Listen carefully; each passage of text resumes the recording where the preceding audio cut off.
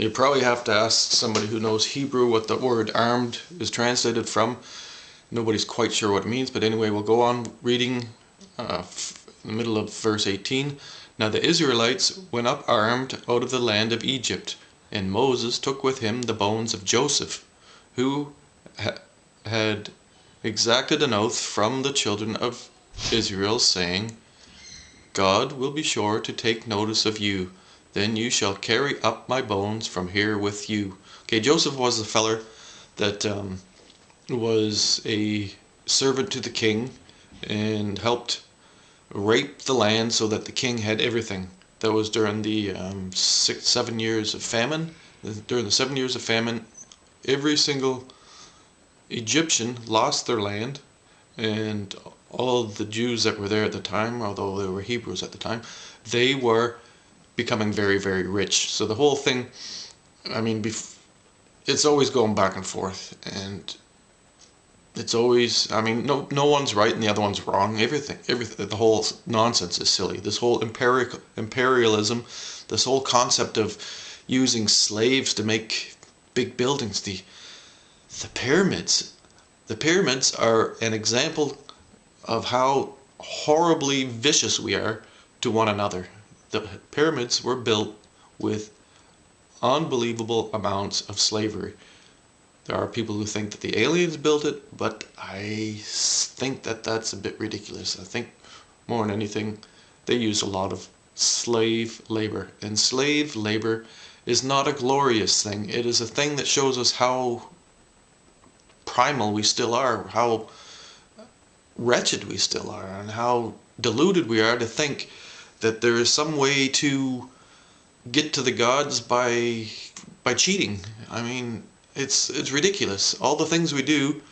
I mean, Hillary Clinton is talking to God, and that's why she's going to be the president of the American Empire. Come on, people, let's wake up a little bit. This whole concept of God has got right out of control. The whole concept that God is going to be talking to somebody so that they can go and be leaders over some huge military might, and that's what anybody's going to be trying to do in any kind of military might. And every nation on earth, except for maybe the one that's not there anymore in Tibet, they didn't have such a military.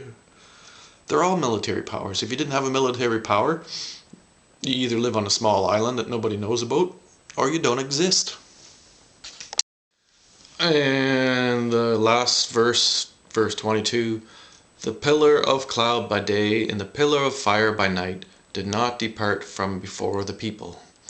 And if you want to try to figure out what this is, was God trying to be there? I mean, is God going to be there with a fire and smoke? Well, if you read on a little bit before or after, you realize that they really love, and it even says, the Lord loves the smell of burning flesh. And he loves the smell of death. The Lord. And the Lord isn't God. There's no such thing as God.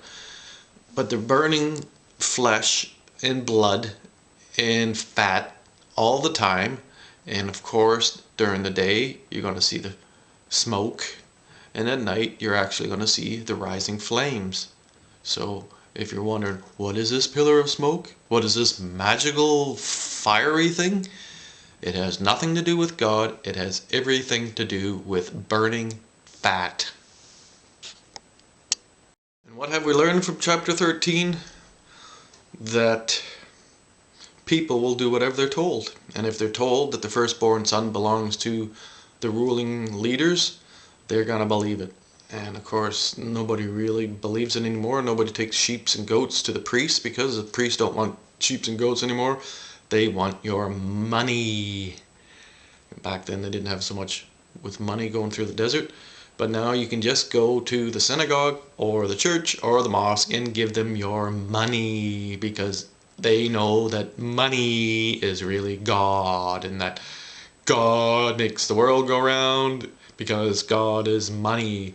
But no, God and money are both unnecessary, and one day in the future there may actually be a time without money, just like there used to be a time without money before the advent of money. And the universe has been existing without money a long, long time, and the The whole concept of money, the whole concept of ownership, the whole concept of owning the planet. Owning the planet, a very few people owning the planet is insanity, first of all. And we can't own the planet if we're here with other creatures, because it's also their planet. And the whole concept of ownership, we've got to rethink this. I mean, yeah, it's nice to own a car, but then again, how can you own a car? It's not really your resources. It's somebody has used slaves or cheap labor to pillage the resources, to make a thing and sell it for money, and make some kind of a confused slave system that nobody really even understands as a slave system. Most car owners are slaves to the burning as much oil as fast as they can slavery, so that the oil industry tyrant, what do you call them, tycoons, can be the lords of the earth and own it all. And that's what we're doing, owning the earth. Well, owning the earth just ain't gonna work. Not that it's right or wrong, just that it will not work.